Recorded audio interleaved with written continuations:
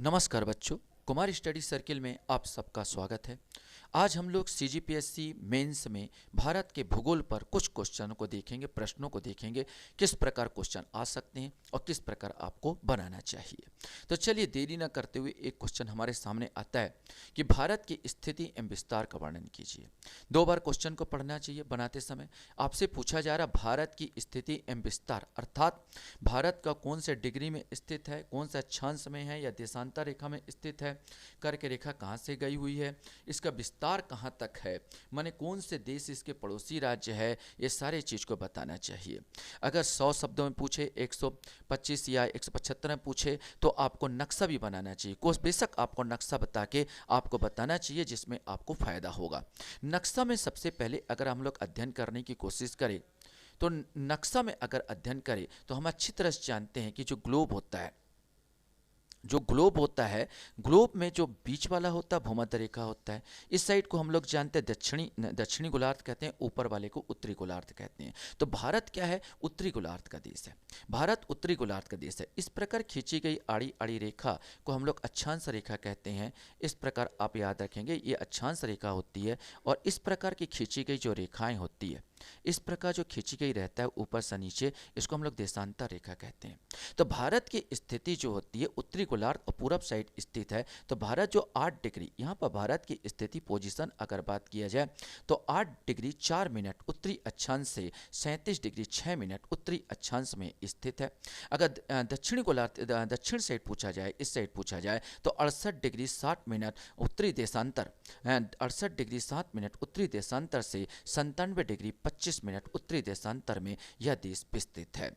इसके बीचों बीच आप बता सकते हैं कि इसको बीचों बीच क्या जाती है? कर्क रेखा। इसको बीचों बीच भारत से कर्क रेखा यहाँ पर जाती है। अगर ये उत्तर है और यहाँ पर उत्तर पश्चिम में, इसके उत्तर पश्चिम में पाकिस्तान और अफगानिस्तान, उत्तर पश्चिम में पाकिस्तान और अफगानिस्तान देश स्थित है। पूरब साइड की बात कर लिया जाए तो इसके अंतर्गत तिब्बत आ सकता है, चीन आ सकता है, नेपाल और भूटान। तिब्बत, चीन, नेपाल, भूटान, यद्यपि तिब्बत अभी चीन के अंडर में है, ये देश यहाँ पर आ जाते हैं। जहाँ पर दक्षिण साइड की बात कर लिया जाए, इस साइड की बात करें, दक्षिण साइड की बात कर लिया जाए तो विशेष करके ईस्ट और नॉर्थ की बात में यहाँ पर आपको क्या मिल जाएगा? इस साइड का जो देश आएगा बांग्लादेश, ये आपका बांग्लादेश आ जाता है। बांग्लादेश की बात किया जाता है, पूर्णतः दक्षिण तो नहीं है लेकिन यहाँ पूरब और दक्षिण बोल सकता हूँ। यहाँ बांग्लादेश और म्यांमार, इस साइड आपका म्यांमार आ जाएगा। अगर दक्षिण साइड का देश बोल दिया जाए तो श्रीलंका टच करता है। और छोटे देशों में बात कर लिया जाए तो दक्षिण और पश्चिम साइड, इस साइड मालदीव आएगा, इस साइड आपका मालदीव आएगा और इधर अंडमान निकोबार के नीचे साइड इंडोनेशिया जैसे देश यहाँ पर आएंगे जो इसकी सीमा, क्योंकि हमारी जो भारत की सीमा होती है समुद्री और ये सब सीमा लेकर बनी होती है। तो चलिए हम लोग इसका डिटेल से अध्ययन करने की कोशिश करते हैं। तो हम लोग आगे बढ़ते हैं इस चीज़ को और अध्ययन करते हैं। तो हमारे सामने लिखेंगे कि भारत का निरपेक्ष अवस्थिति 8 डिग्री 4 मिनट उत्तर से 37 डिग्री 6 मिनट उत्तरी अक्षांश तक और 68 डिग्री 60 मिनट पूरब से 97 डिग्री 25 मिनट पूर्वी देशांतर के मध्य है। इसके उत्तर से दक्षिण की लंबाई 3214 किलोमीटर और पूर्व से पश्चिम की चौड़ाई 2933 किलोमीटर है। इसकी स्थलीय सीमा की लंबाई 15200 किलोमीटर और समुद्र तट की लंबाई 7517 किलोमीटर है। कुल क्षेत्रफल 32,87,263 वर्ग किलोमीटर है। भारत की स्थलीय सीमा उत्तर से पश्चिम में पाकिस्तान और अफगानिस्तान से लगती है। उत्तर में तिब्बत अब चीन का हिस्सा है और चीन तथा नेपाल और भूटान से लगी हुई है। और पूर्व में बांग्लादेश, म्यांमार है।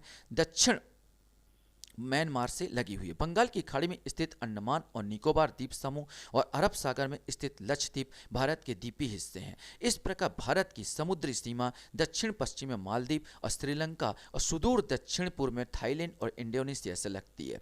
पाकिस्तान, बांग्लादेश और म्यांमार के साथ भारत की स्थलीय सीमा और समुद्री सीमा दोनों जुड़ी हुई है। भारत के सबसे उत्तरी बिंदु इंदिरा काल और सबसे दक्षिण बिंदु इंदिरा पॉइंट, सबसे पूर्वी बिंदु किब्यूथी और सबसे पश्चिमी बिंदु सरक्रिक गुजरात में स्थित है। मुख्य भूमि से सबसे दक्षिणी बिंदु कन्याकुमारी है। ये सारी चीज आप दर्शा के कर्क रेखा को भी आप बता सकते हैं। इसमें कर्क रेखा बताते हुए आप अध्ययन कर सकते हैं। एक क्वेश्चन आपके सामने आता है भारत की भौगोलिक स्थिति एवं विस्तार का भारत का क्या लाभ हुआ है। क्वेश्चन बन सकता है कि भारत की भौगोलिक स्थिति एवं विस्तार का भारत को क्या लाभ प्राप्त हुआ है, लाभ क्या मिलता है। तो इसमें आप लिख सकते हो कि भारत की भौगोलिक स्थिति और विस्तार का लाभ, हिमालय पर्वत के दक्षिण एवं हिंद महासागर के उत्तर में स्थित भारत की भौगोलिक स्थिति बहुत उपयोगी है। व्यापारिक दृष्टिकोण से देखें तो भारत के दक्षिण में स्थित हिंद महासागर पूरा पूरा आप जानते हैं कि इस प्रकार आपका अगर मैं बात करूं कि ये हिंद महासागर आ जाता है। अगर भारत की हम दर्शाने की कोशिश करें तो भारत का इस प्रकार दर्शा, इस साइड आपका आ जाएगा अरब सागर और इस साइड आ जाएगा बंगाल की खाड़ी, इस साइड बंगाल की खाड़ी, इस साइड अरब सागर और पूरा भाग वास्तव में किसका है, हिंद महासागर का ये भाग है। तो आप इसमें आप लिख सकते हैं भाई कि भारत के दक्षिण में स्थित हिंद महासागर 3 महाद्वीपों एशिया, अफ्रीका और ऑस्ट्रेलिया को आपस में जोड़ता है तथा स्वेज नहर मार्ग से तथा यूरोप और उत्तरी अफ्रीका से भी संबंधित है। इस प्रकार भारत वर्तमान अंतर्राष्ट्रीय समुद्री मार्ग के संगम पर स्थित है। इससे भारतीय व्यापारिक संबंध में काफी वृद्धि हुई है।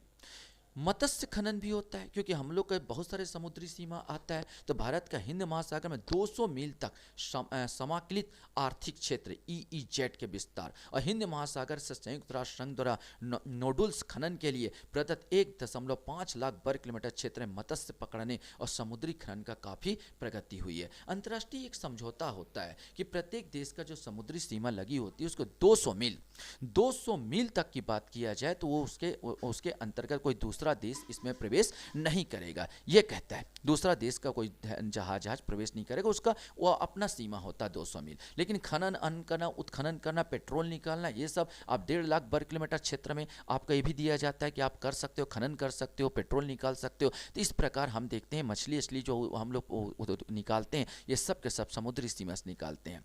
जलवायु की बात किया जाए तो हिंद महासागर भारत के मानसूनी जलवायु प्रदान करता है जो भारतीय जनजीवन अर्थव्यवस्था को संचालित करता है। हिंद महासागर में विशेष करके अगर मैं आपको बताने की कोशिश करूंगा तो इसमें जो हमारे लिए फायदेमंद होता है वो हिमालय पर्वत होता है। अगर भारत की स्थिति की बात कर लिया जाए तो भारत इस प्रकार जो स्थिति अगर बात किया जाए तो यहाँ पर आपको हिमालय पर्वत पूरा यहाँ पर घेरे हुए हैं। जो बंगाल के खाड़ी से आने वाली हवाएं यहाँ से टकरा के दूर तक यहाँ पर बरसात कर देती है। इस प्रकार यह हम देखते हैं कि ये क्या करता है, भारत में जलवायु को क्या करता है, हिमालय पर्वत प्रभावित करता है। ऊर्जा, ज्वारीय ऊर्जा, तरंग ऊर्जा, समुद्री तापमान में अंतर से उत्पन्न ऊर्जा के रूप में भारत के तटवर्ती क्षेत्र में पर्याप्त विभव मौजूद है।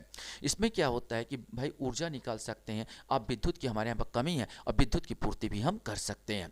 हम देखते हैं भू राजनीति की बात किया जाए तो हिंद महासागर में सर्वाधिक केंद्रीय स्थिति कारण भारत की भू राजनीतिक महत्व बढ़ गया है। वर्तमान में भारत ऑस्ट्रेलिया और दक्षिण अफ्रीका हिंद महासागर के तटवर्ती देशों का संघ बनाने के लिए प्रयासरत है। अगर भू राजनीति की दृष्टि से भी भारत का इस प्रकार देखा जाए तो भौगोलिक जो सीमा है ये बहुत इंपॉर्टेंट हो जाता है। क्वेश्चन हमारे सामने आ सकता है कि भारत की भूगर्भिक संरचना का वर्णन कीजिए। क्वेश्चन देखिए, भूगर्भिक माने भू के अंदर, भूमि के अंदर जो संरचना है उसको आपको वर्णन करना। और भूमि के अंदर संरचना तो आपको बताना होगा, ये विशेष करके चट्टान, इसमें हम लिखेगा, इसमें विशेष करके आपका चट्टानों का वर्णन करना होगा कि भारत में कितने प्रकार के चट्टान पाए जाते हैं और भारत किन किन चट्टानों से मिलकर ये बना है और कौन सा चट्टान की प्रधानता है। और चट्टान लिखना बस नहीं है, अब चट्टान से ही हम खनिज निकलता है। अब चट्टान से खनिज निकलता है, कौन से राज्यों में पाया जाता है, ये कौन से राज्यों तक विस्तृत है, तो इस प्रकार आपको यहाँ पर दर्शाना होगा। विशेष करके 175 शब्दों में यह क्वेश्चन पूछा जा सकता है, उसी हिसाब से आपको बनाना है। तो भारत का भूगर्भिक संरचना, भूमि के गर्भ में चट्टानों की प्रकृति, उनके क्रम तथा व्यवस्था को भूगर्भ शास्त्र में भूगर्भिक संरचना कहते हैं। भारत में चट्टानों के कई उपसमूह पाए जाते हैं और कुछ उपसमूह को मिलाकर समूह का निर्माण होता है। समानतः भारतीय चट्टानों का वर्गीकरण इस प्रकार किया जा सकता है: आर्कियन क्रम की चट्टान, धारवाड़ क्रम की चट्टान, कडप्पा क्रम की चट्टान, विंध्य क्रम की चट्टान, गोंडवाना क्रम की चट्टान और डक्कन ट्रेप और टर्सरी क्रम की चट्टान। इस प्रकार अब तो आर्कियन क्रम की चट्टान आप इस नक्शे में आप देखने की कोशिश करेंगे। आप चाहो तो थोड़ा थोड़ा नक्शा बता दिया करो। आप नक्शा बता दोगे तो ज़्यादा अच्छा प्रभाव पड़ेगा आपको। नक्शा बताते हुए चलिए, नक्शा बताते हुए चलेंगे तो ज़्यादा, मैंने कहा ज़्यादा अच्छा प्रभाव पड़ेगा आपका, नक्शा बताएंगे तो ये जो आप दिख रहा है ये वाला एरिया, ये पूरा का पूरा आर्कियन सेल, और थोड़ा सा आपको इस साइड मिलेगा, और ये आपका जो 7 सिस्टर कहा जाता है, इस साइड भी आपको आर्कियन क्रम की सेल मिल सकती है। ये आर्कियन के सेल के सबसे प्राचीन सेल का, विशेष करके देखो दक्षिण भारत, ये नीचे साइड दक्षिण भारत साइड आर्कियन सेल को जो उभर कर आए हैं, और इस साइड आपको मिल सकता है पूरब साइड, पूरब साइड आपको मिल सकता है। अब पश्चिम साइड बहुत कम है यहाँ पर, और 7 सिस्टर जो हम 7 राज्य है यहाँ भी थोड़ा सा आपको मिल सकता है। कौन सा? आर्कियन। ये जब बहुत पहले का काल का समय का ये आपका जो पत्थर है, ये बोला जा सकता है। तो आर्कियन चक्रम की चट्टानों का निर्माण पृथ्वी के सबसे पहले ठंडा होने से हुआ है। जब पृथ्वी बन रही थी, ठंडा हो रही थी। यह रवेदार चट्टानें जिनमें जीवन का अभाव है। यह निस ग्रेनाइट और शिष्ट प्रकार की चट्टानें हैं। इनका विस्तार कर्नाटक, ये सब नीचे साइड, कर्नाटक, तमिलनाडु, आंध्र प्रदेश, मध्य प्रदेश, उड़ीसा, छोटा नागपुर के पठार और राजस्थान के दक्षिणी पूर्वी भाग में यहाँ पर स्थित होता है। तो बिल्कुल सिंपल, आप नक्शा भी बनाइए, छोटा सा आप ऐसे लिख सकते हैं, जैसे छोटा सा यहाँ पर नक्शा बनाइए, नक्शा में दर्शा दीजिए और इस प्रकार लिख के आप वर्णन कर सकते हैं। अब आता है धारवाड़ क्रम की चट्टानी की बात कर लिया जाए, तो धारवाड़ क्रम की चट्टान की बात की जाए तो नक्शे में अगर मैं धारवाड़ क्रम के चट्टान को देखूं तो आपको कुछ इस प्रकार का नजर आ सकता है। ये आप देख सकते हो, ये आप पूरब साइड आप देख सकते हो, पूरब साइड ये बांग्लादेश से यहाँ पर है, और इस साइड उड़ीसा साइड आपको धारवाड़ क्रम के चट्टानें मिल सकती है। इसमें बहुत सारे खनिज मिलते हैं यहाँ पर चीज़ों में। राजस्थान साइड आप इस साइड आप इलाका गुजरात और राजस्थान साइड आपको यहाँ पर मिल सकता है। और इसके बाद आपको ये कर्नाटक साइड आप देख रहे हैं, इस साइड आपको ये धारवाड़ चट्टानें मिल रही है, और थोड़ा सा पूर्वोत्तर राज्यों साइड भी हमको धारवाड़ चट्टानें मिल रही है। थोड़ा सा बार बार बोल रहा हूँ, नक्शा दर्शाना जरूरी है, नक्शा दर्शा के करेंगे तो ज़्यादा अच्छा आपको रिस्पांस मिलेगा।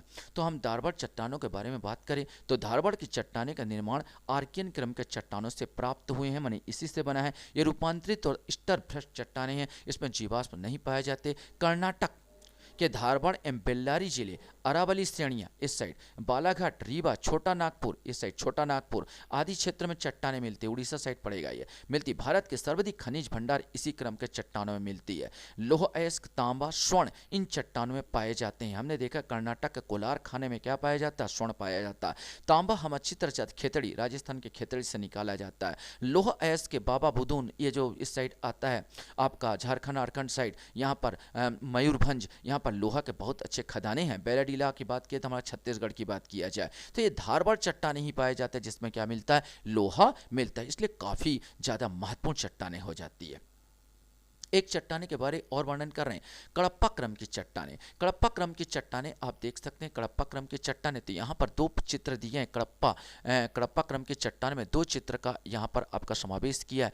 एक आपका आ रहा विंध्य क्रम की चट्टाने और कड़प्पा, जो काले रंग में बताई गई है, ये जो काले रंग में बताई गई ये सब कड़प्पा चट्टाने हैं। ये काले रंग की जितनी दिख रही है, ये ज़्यादा डार्क में दिख रही है, ये आपका कड़प्पा चट्टाने आएगी। और हल्का डार्क जो दिख रहा है ये है विंध्य प्रकार की चट्टाने हो जाती है, विंध्य प्रकार की चट्टानें। तो आप देख सकते हैं कि जो इस साइड जो जितने जो कड़प्पा चट्टानें पाई जाती है और कड़प्पा और विंध्य प्रकार की जो चट्टानें हमको मिल रही है, तो हमारे छत्तीसगढ़, ये छत्तीसगढ़ इसलिए कोयला, कड़प्पा चट्टाने से चूना पत्थर, सॉरी कड़प्पा में आपको चूना पत्थर की प्रधानता मिल जाएगी। तो ऊपर साइड राजस्थान आ जाएगी, एमपी आ जाएगी, यहाँ पर राजस्थान, एमपी, गुजरात, यहाँ पर आप देख सकते हैं ये जो इलाका है राजस्थान का इलाका, यहाँ पर चूना पत्थर। और सबसे आपको मालूम है जहाँ पर चूना पत्थर होंगे वहाँ पर सीमेंट की फैक्ट्री होगी, और सीमेंट की फैक्ट्री अभी राजस्थान में सबसे ज्यादा पाया जाएगा। इसके अलावा कुछ नीचे साइड क्षेत्रों में भी ये पाई जा रही, छत्तीसगढ़ में भी कुछ इलाकों में हमको ये देखने को मिलता है।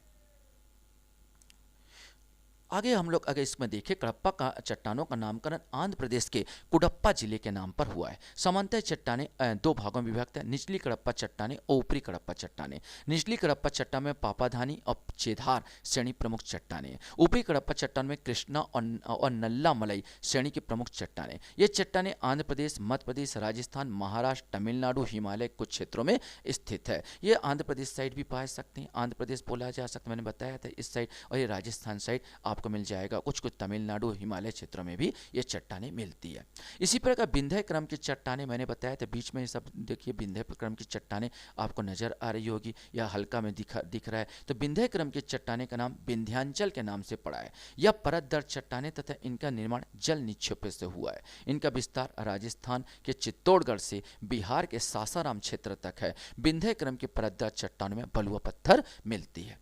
अब गोंडवाना क्रम की चट्टानों की बात कर लेते हैं। तो गोंडवाना अब अच्छी तरह से मालूम है, गोंडवाना क्रम होगा मतलब सीधा सीधा कोयला की प्रधानता। और कोयला की प्रधानता तो पहले नक्शे में अगर मैं देखने की कोशिश करूं तो यहाँ पर आप देख सकते हो कि ये इलाका देख लीजिए, ये महानदी क्षेत्र के अंतर्गत आएगा, छत्तीसगढ़ का इलाका आ जाएगा, छत्तीसगढ़ उड़ीसा, ये छोटा छोटा इलाका, ये झारखंड साइड का इलाका है, छत्तीसगढ़, ये सब कोयला की प्रधानता यहाँ पर पाई जाती है। इसके बाद गोदावरी क्षेत्र में भी यहाँ पर आपको कोयला मिल सकता है, कोयला की प्रधानता मिल सकती है। इस साइड जितने भी जो नक्शा बने हैं ये गुजरात का देख सकते हो, ये गुजरात साइड के क्षेत्र में मिल रहा है। और यहाँ पर ये आपका पश्चिम बंगाल साइड आप देख सकते हो, ये वाला क्षेत्र आ जाता है। तो ये सब क्षेत्र में किसकी प्रधानता हो जाती है? कोयले की प्रधानता होती है। और कोयला जो मिलता है गोंडवाना चट्टानों में ही क्या मिलता है? कोयला मिलता है। तो आप मैंने बताया था थोड़ा सा चित्र जरूर बनाएंगे, यहाँ बगल में नक्शा में बताइए, ज़्यादा अच्छा प्रभाव पड़ेगा। तो गोंडवाना क्रम की चट्टानें ऊपरी कार्बोनिफेरस युग से लेकर जुरेसिक युग तक इस चट्टानों का अधिक विस्तार हुआ है। ये चट्टानें कोयले के लिए विशेष महत्वपूर्ण है। भारत में 98% कोयला गोंडवाना क्रम की चट्टानों से मिलती है। ये परत दर चट्टानें हैं, इनमें मछलियों और रेंगने वाले जीवों का अवशेष मिलते हैं। दामोदर, महानदी, गोदावरी व इसकी सहायक नदियों में इन चट्टानों का सर्वोत्तम रूप देखने को मिलता है।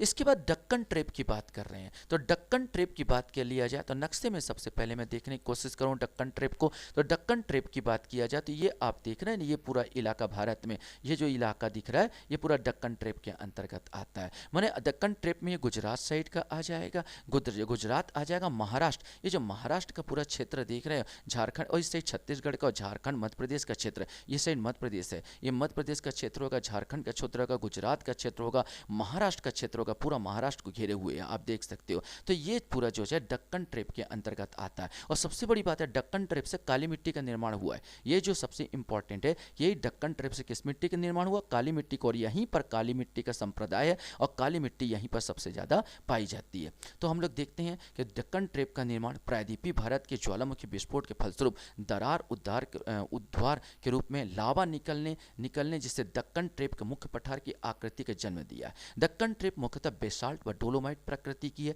चट्टानें काफ़ी कठोर है, इनके कटाव के कारण चट्टान चूर्ण बना है जिसमें काली मिट्टी का निर्माण हुआ है। दक्कन ट्रेप महाराष्ट्र, गुजरात, मध्य प्रदेश में फैला है तथा कुछ क्षेत्र में झारखंड और तमिलनाडु में अवस्थित है। इसके अलावा टर्सेरी चट्टानें कुछ मिल जाती है, बाह्य प्रायद्वीपीय भूभाग में प्रमुख रूप से पाई जाती है। माने ये जो अपन जो भारत का आता है तो अंदर वाला जो सब 16 लाख वर्ग किलोमीटर क्षेत्र में प्रायद्वीपीय भारत होता है। और गैर प्रायद्वीपीय मतलब हिमालय साइड की बात कर रहा है, हिमालय साइड और मैदान, उत्तर का विशाल मैदान, ये सब का गैर प्रायद्वीपीय क्षेत्र आ जाता है। तो बाह्य प्रायद्वीपीय भूभाग में प्रमुख रूप से पाई जाती है। पाकिस्तान में या बलूचिस्तान के मरकान के तट से लेकर सुलेमान किरथर श्रेणी में हिमालय पर्वत से होती हुई म्यांमार के अराकान युमा पर्वत तक ये फैली हुई है। भारत की बात करूं तो इस प्रकार ये ऊपर साइड से अगर मैं नक्शा में दर्शाने की कोशिश करूं तो भारत के यहाँ पर पूर्ण नक्शा तो मौजूद नहीं है, लेकिन फिर भी बता रहा हूँ ये ऊपर साइड के इस साइड की ये चट्टानें हल्का फुल्का भारत में पाई जाती है। तो इस प्रकार आपको लिखना होगा और पूरा बाकायदा नक्शा सहित बताना होगा जिसमें प्रभाव ज़्यादा अच्छा पड़ा होगा। आप लोग मेरा वीडियो देखते हो इसके लिए धन्यवाद। वीडियो वॉच करने का फिर से धन्यवाद। Thank you very much.